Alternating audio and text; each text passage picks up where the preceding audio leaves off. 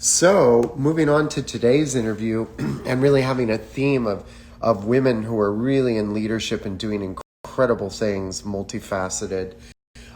This individual is the Matrix Artistic Director and Salon by InStyle Creative Director. She's also a five-time winner. I mean, most of us would dream of getting 5 submissions into NAHA. This woman, so powerful, has actually won 5 times and had many more nominations. Her work has appeared in a wide range of publications. She has been featured globally in just about every hair book you can imagine. She is a classically trained dancer turned woman executive leader of today and the future of cosmetology. I think this young woman's star has just begun to shine. So without further ado, I bring... Magic. What a great intro. Thank you so much.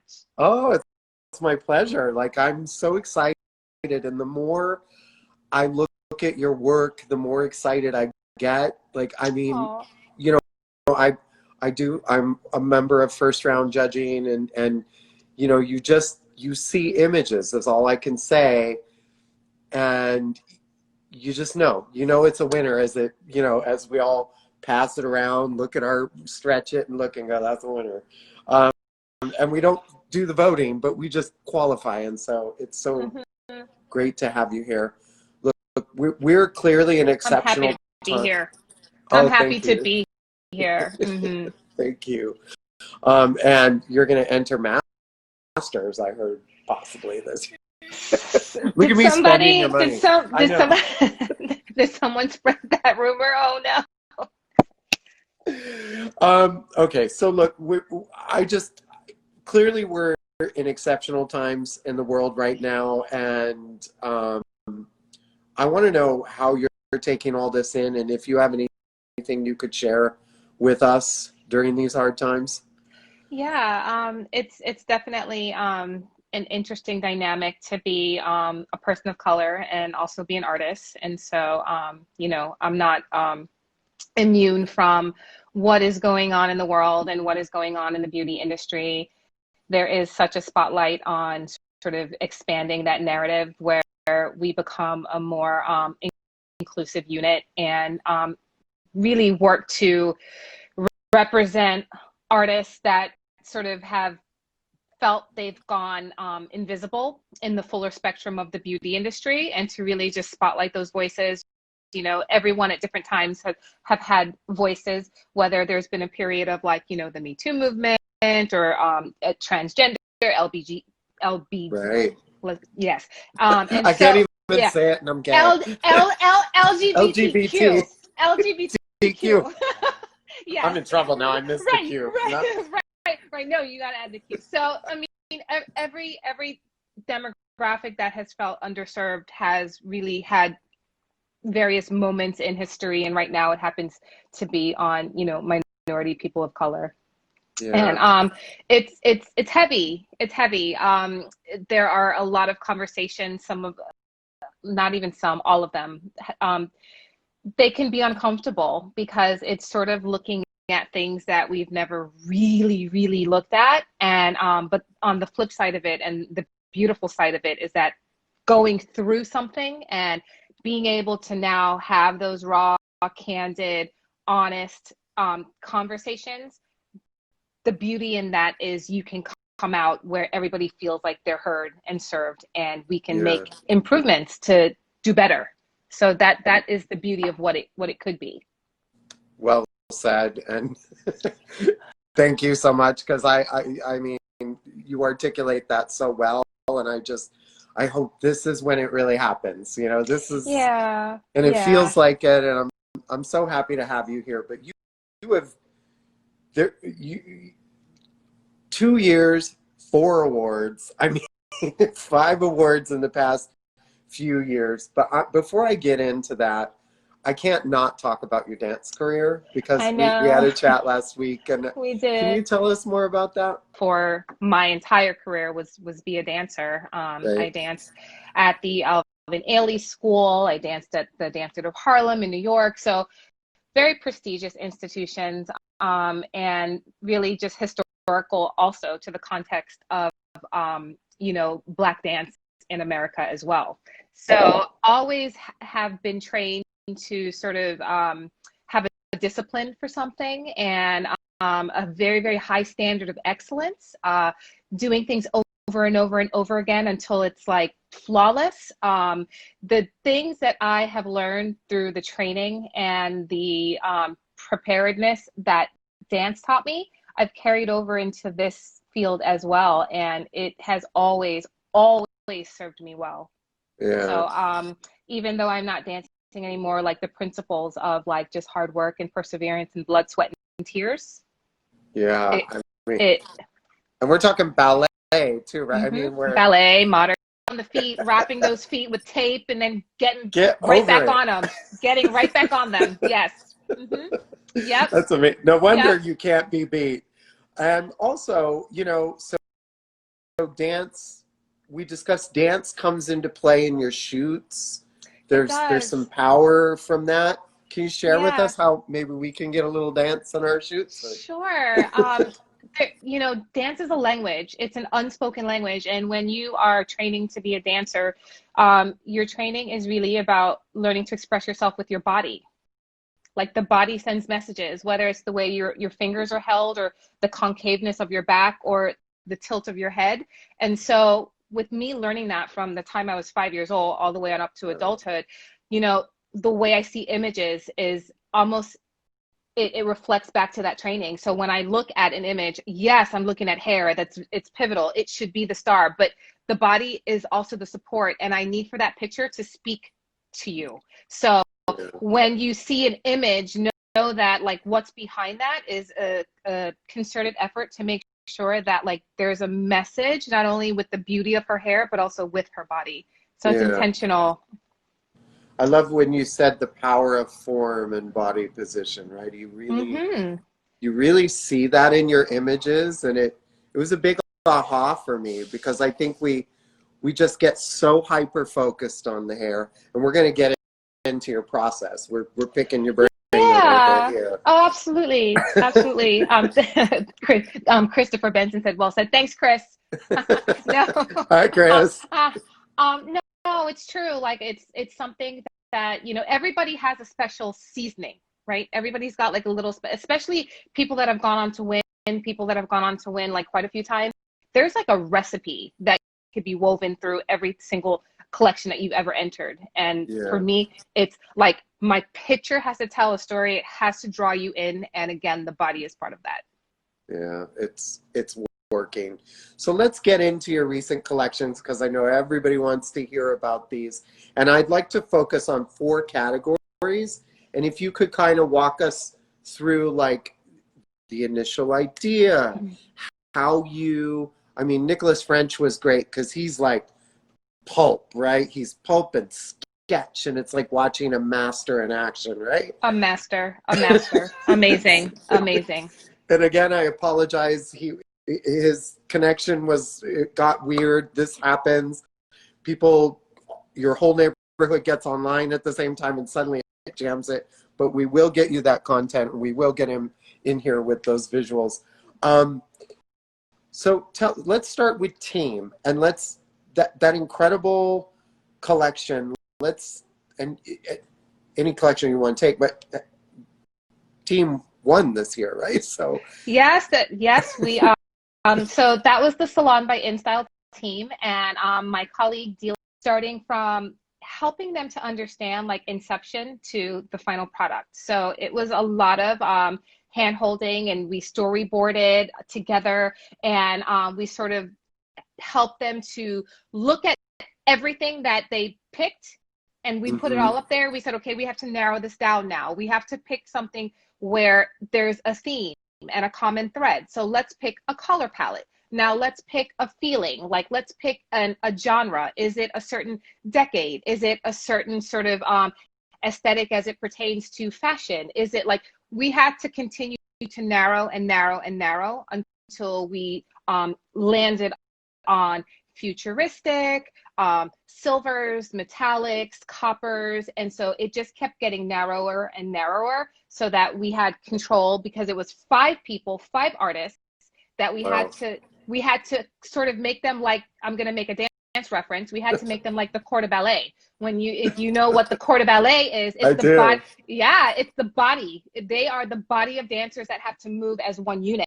So when you think about a team that you have to gather together to help to move as one unit, that's where the cohesiveness and sort of looking at something like thrown at a wall and saying, okay, this is reflective of, you know, what you want to do, and this is what you want to do, and this is what you want to do. Let's try and marry it all together. So Right.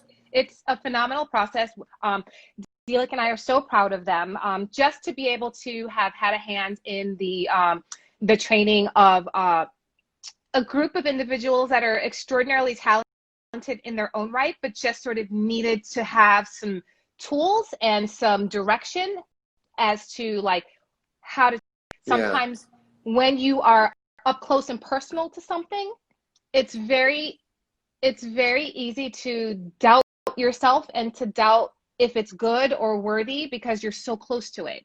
So Yeah. sometimes all you need is that other set of eyes that's like, no, that's good, leave it alone, stop cutting it, or no, take that piece out, it's too much, or yeah. So Yeah. that's the power of team. Team, to me, this is one of this is one of those categories where I've seen big names come together and you can kind of identify who who did what. I've seen it come together and then there's some work that isn't as strong. I mean, is there so you're, because it can get messy. You know what I'm It saying? You've seen it. It can get, absolutely, it gets messy when there's ego, and that's the thing about being an artist, is that we all, in all of us, there's a little bit of ego. But when you decide to show up and do something collectively as a team, you really have to throw that out, yeah, because it is about the greater good of the entire collection. Like no one person is going to win this. yeah. And so we had a running joke. There is this, I don't know if you ever hear, there's like a joke that says, it's in reference to eyebrows. So for women, Okay. you know your eyebrows are like everything. So there's one eyebrow that's never good. Like for example, if your right eyebrow is arched phenomenally, your left eyebrow is like, it's wonky. So it's also known as the donkey. So like, is it going to be the stallion or the donkey? So we would joke behind the scenes, right? We would joke with the team, like Dealk and I, Oh my we would joke God. with them and we would say, there's 5 of you. Nobody better be the donkey. So Because I mean, if we can focus on that here, when judging, right? It's, I feel like you're only as strong as the weakest photo. correct. You can't help but keep going to it and saying this, it's just missing the winner thing Yeah. that, you know, That extra sauce. everybody. Aw. And guys, she's here, you know, it's not like she's got classes going on in your neighborhood tomorrow. So if you have a question for her, she's here live, all things NAHA, and I'll get the Aw. questions, put them in the question box or in the comments, and myself or Leslie will grab those and we'll get those over to Michelle. Aw. Thank you So guys for joining. yeah, they're awesome. So let's move on to a big one for you this year, styling and finishing. These incredible braids and textures. How did that begin? How did you think of that?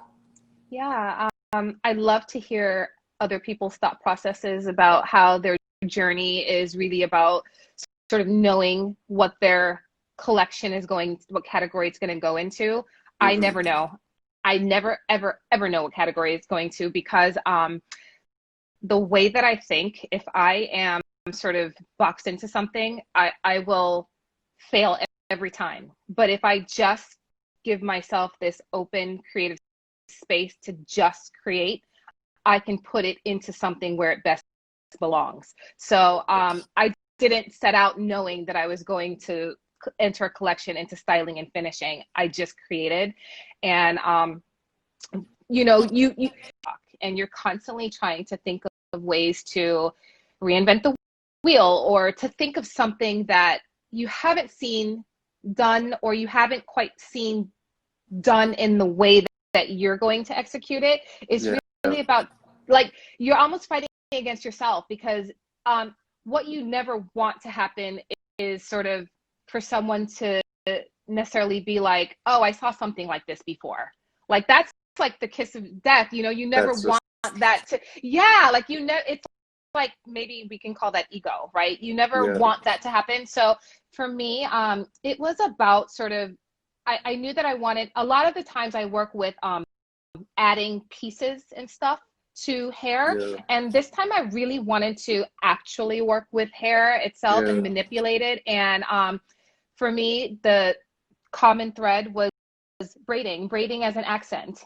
And very like cornrows and things that actually like braiding on the scalp. It's very Afrocentric. It's very tribal almost, if you will.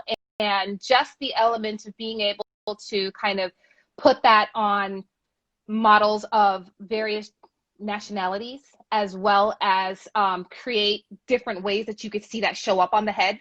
So for example, on the one model who is Black that had the braids, it was in a circular pattern. Right. And she had a lot of this sort of like undone texture that was surrounding it.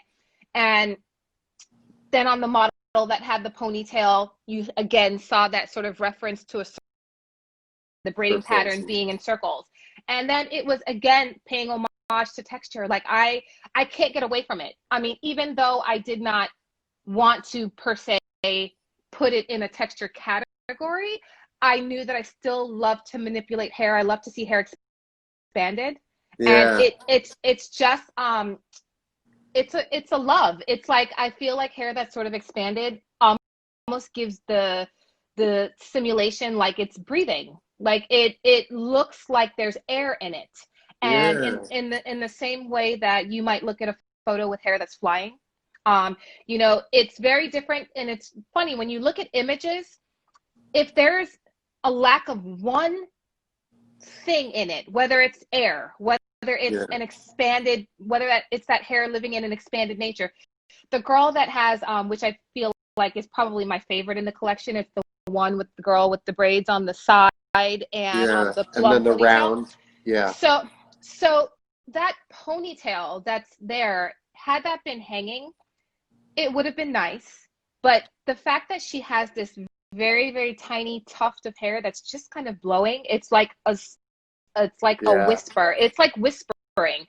And so it's intriguing because it's just a little nudity on top of it. So you think of the paradigm of like hard and soft, Yeah. sleek and messy. I like contradictions. So when you see like these sort of patterns in her hair, you have something like braids where it's sitting and it's very secure and it's very definitive. And it's strong. So you equate that with strength. And then you see Yeah. it sitting beside this ponytail that's super fluffy and it's super light. And then there's just a whisper that's blowing the hair up on the edges. So it's like two opposites living harmoniously together, like needing each other. And then when Yeah. you see this woman who's standing there, it's also a tease because she's nude. So that's Right. the sensuality of it, but it's not what's the word I'm looking for? It is not aggressive. It's Yeah. beautiful because she's covered in all the right spaces. So Right. her femininity still lives in there. But the fact that it's like there's power and there's softness. Yeah. There's strength and then there's softness. Like it's It's all the these dichotomy of it. Yeah. there's all these contradictions living in all three of those images. And I think it's a conversation and it's Yeah. something that makes you want to look. We have a couple questions. Beauty, and I love that. Beauty by Kristen is asking, how do you find your models?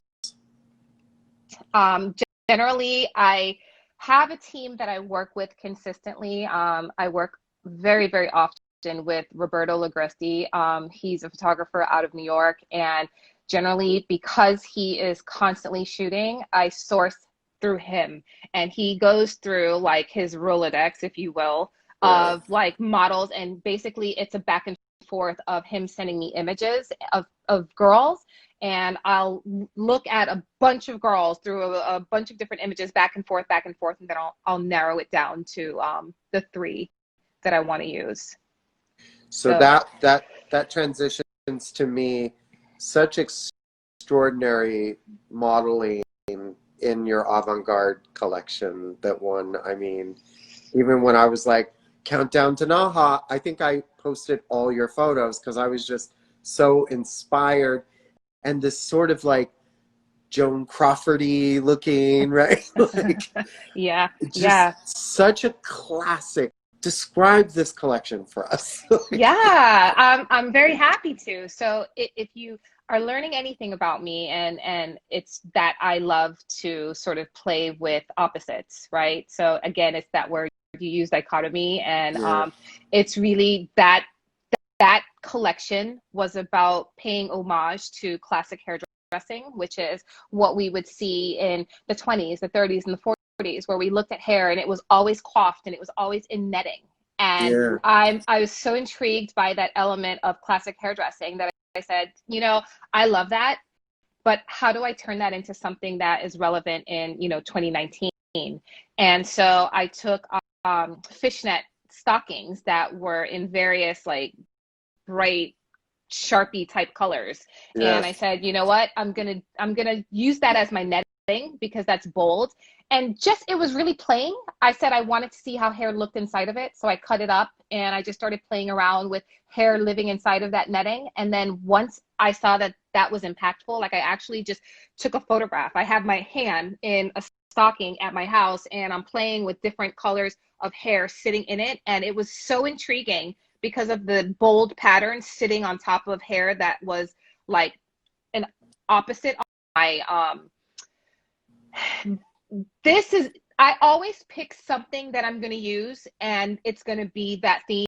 Like in the other collection, styling and finishing, it was braiding. For this, it was going to be all about the netting, and I knew yeah, that if I could just broaden sort of my mind enough to be able to think of various shapes that I could put it in, that yeah. it had the potential to be something special. So I didn't even build it until the day that I was going to shoot it.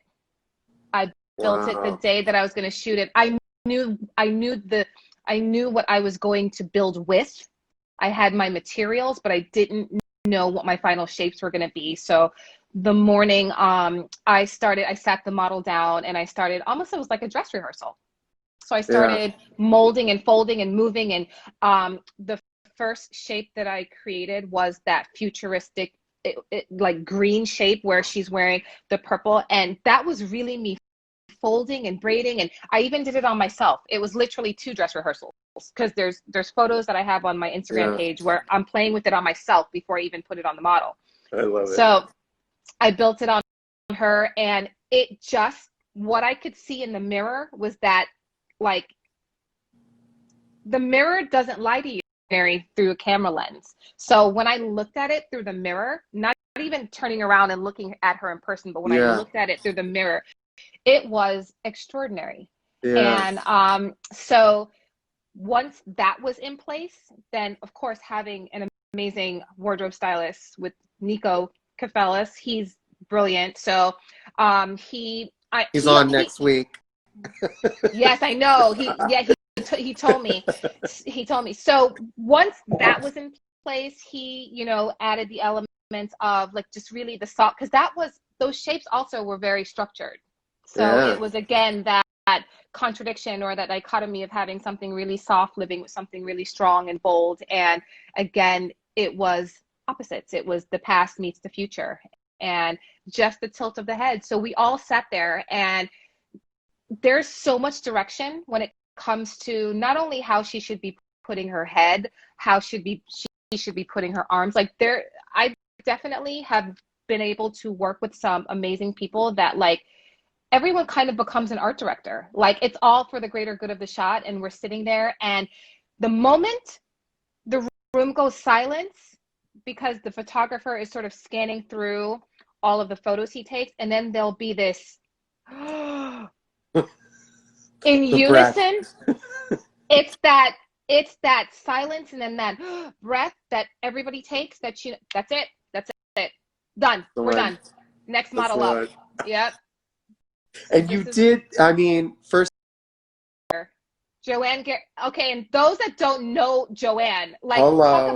talk about like iconic beyond iconic. So can I just say she is the one responsible for the body painting of Demi Moore when she did the cover of Vanity Fair when she was pregnant. So if you don't know, she is one of the most recognizable body paint artists, and that's just body paint. Like her makeup is exquisite, and so when I tell you, like the team is excellence. It is artistic excellence. Yeah, I mean, the makeup blew me away. And you even have one image that you broke away from the net, right? Like where she's more like forward, and I'm just obsessed with that. There is. Oh no, I'm glad you love it. It was It's one of my favorites of all time. It was a treat. It was really a treat to see it sort of immortalized at the IBS, the show in January.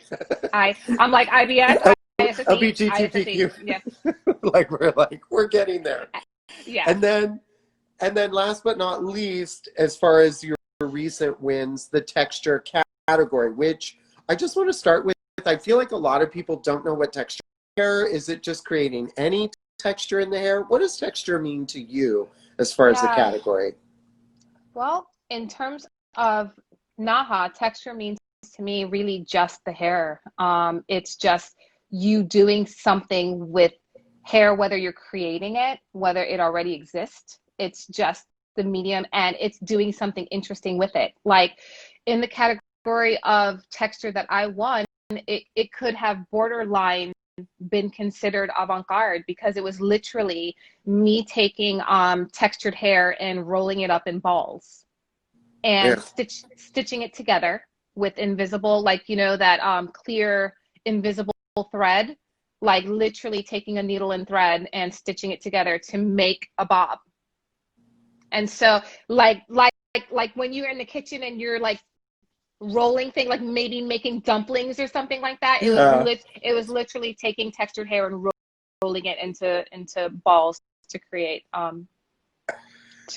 all of these little, and then again using the principles of classic hairdressing, which I grew up around an aunt who is a seamstress. So I grew up playing in like her scraps and watching her on the sewing machine and sort of like looking at her sew things together. And that has sort of made an impact on the way I look at hair either, because I'm definitely interested in sort of building things and building hair pieces and putting things together. So when you look at some of the things I've done, one of the things I've learned from her, you know, is like T-length. There's only but so many shapes of dresses, and so it's the same thing for hair that I apply. So like if you think about you always have to have some type of shape, right? No matter what you're doing, whether it is textured, wavy, non-textured, straight, there always has to be a silhouette. Always. That is just the rule.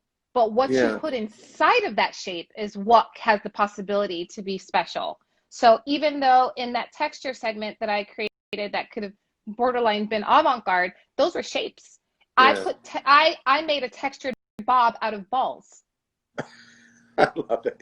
And was that, I mean, did you just trust the process again? Did you arrive with balls? And did I arrive with balls? Did you hear what you just said? Okay. Yes, I did arrive. I'm so fired. I did arrive with a little bit, right? But look, it is sometimes about, you know, it was a risk, and sometimes the risk pays off. And every time that I've taken a risk as it pertains to NAHA, it has paid off every time, because I think sometimes there's just the desire to see something fresh. And Yeah. sometimes it maybe doesn't fit perfectly in the square box that of things that have always been, but Yeah. sometimes you come along and you're the one to change that tide. Yeah. Do you always trust your creative instincts or No, no? Are no, you a planner as no. well? I am. I need to have. I'm a little tight. I can trust that I will build something and it will be acceptable, but I at Yeah. least have to know what I'm going to I need to know what I'm going to be working with. I Right. couldn't just go and say, oh, like I'm going to just like create something on the hair today and it's going to be submitted. No, I need to know ahead of time. Am I going to use stockings? Am I going Oh, to stuff hair in these stockings? Yes, yeah. I need to know ahead of time. So, and no, I doubt myself like anybody else. I definitely doubt myself. And it pays to have a team of people that you respect and Yeah. and I'm going to tell you a funny story and maybe Roberto will be mad at me for sharing this, but we fought on the day that we were shooting the last collection that I won for styling and finishing, Okay. the Yeah. model with the braids, the pinwheel of braids on the side and the hair. He was not impressed. He was not impressed with it. I tell you no lie. Roberto was not impressed. And we Is he are, watching? I don't know, but he knows, he's going to know it's the truth. But so he was not impressed. And I was just like, Roberto, but I see there's something to it. And you know what? At the time that he was not impressed, it really wasn't doing anything. It was not Yeah. doing anything. It was hanging. He was like this and he's very comfortable with me. I was like, Dreaded. right. And I was like, Roberto, like, no, there's something to it. Like, no, let's keep Shoot it trying. again. Let's keep trying. And so then we got like a board and we got some wind and then she started moving and then it came to life. So it's sometimes it's like what makes that picture is the afterthoughts, which Yeah. is maybe her body positioning, maybe, and then it will amplify and put the hair on the pedestal after all those elements come into play. But yeah, he wasn't feeling it. And I was like, Roberto. And you gave it a Yeah. little wind, right? Did Gave you it a get out the little, board? gave it a little wind. It was the Makita, the little Oh, Makita machine. the leaf blower. And it was just like a little, and then he was like, okay, next. He was like, okay, next up. He was It's just magic. Yeah, but now mom's got to go sew another one. So hold on a minute. right. By the way, Tabitha and Chris and others have been throwing out so much Yeah, love and support I know. I love to your them. process. Oh, In a last couple questions, I'd love to squeeze in. Tell us about your journey to becoming an educator. yeah. It's the feeling. So if you ask me, like, at the very, very early stages of my career, when I decided that I wanted to align myself with a brand and sort of start getting into education, it was really about turning what I do into like a full-fledged profession. It Yeah. was really about like, what's next? Like, I love working on clients. I love being in the salon, but like, what's next? And once I started to educate, I realized like what you got out of it. I realized that when you as a hairdresser are studying and training and learning so that you can educate, you learn Yeah. on such a deeper level. Like your own craft becomes so much more amplified and so much more established in Yeah. what you're doing. And then the other side of that was just realizing that like when you pour into people, like when you are genuinely pouring into people, you think that you're doing something for someone and it's actually for you. Like you're actually getting more out of it than they are, because it's if we look at life outside of the profession of hair, like we are all here to serve, and Yeah. that's how we can serve. It's service. It's Yeah. service. It's It the is. greatest calling of man is service. Yeah. Said by the great Vidal Sassoon, right? Like it's an educator as well, and it's those moments with students, and it does up your game when you got 50 pairs of eyes duplicating exactly what you do, and you're like, wait, let Absolutely. me go back for a minute. Absolutely. Mm. Absolutely. So Absolutely. you Yeah. better be You better pretty get it. damn good at what you're doing. Reread what you have to talk about. It, yeah, it has to be a standard because people are Yeah, watching you. it Yes. has to be the best one in the room every time. And if it's Every not, time. then you Womp learn womp. from somebody and you grow. Right. So tell me this. You've had so much amazing success, and we're all giddy at NAHA and PBA to watch you grow. Um, what's next? I mean, what might the future bring from Michelle O'Connor, which I feel like everybody's really getting to know you now. What's Yeah, next? no. And I always that question always has made me cringe because I think my career has like always been I've only ever known the very next step and things have always just kind of the light has turned on Yeah, when I was right now. So it's very I like to go in the direction of where I feel passion and where I feel sort of inspired. And I yeah, know that sounds like we're always talking about inspiration and passion. And it really, you know, if you come from any type of artistic background, it is what makes you tick. Like you are this person that needs that to live, to breathe, to feel, to grow. And right now, what I'm looking at next is really, really in light of all that is going on in the beauty industry, like it couldn't have come at a more perfect time because I feel such passion between sort of building these bridges and helping to be sort of this person that amplifies and continues to amplify Black voices in the yeah, industry so that we really can be a united beauty industry where everybody's represented. So if that voice is connected to a manufacturer, connected to a trade, connected to like I'm going to continue to use and leverage the respect that I've built for myself to be able to speak and inspire growth yeah, and inclusivity. I won't even say change. I'll say growth and inclusivity. yeah. Well said. Any final thoughts for our wonderful viewers? And Leslie wanted to tell you, teaching is the highest form of understanding. And Christopher Benson says you have a lot to offer the world, Mo. That's what he calls me, Mo. Mo. Okay, I thought Yep. Mo. Yeah. Like a Yeah. knockout. Yeah.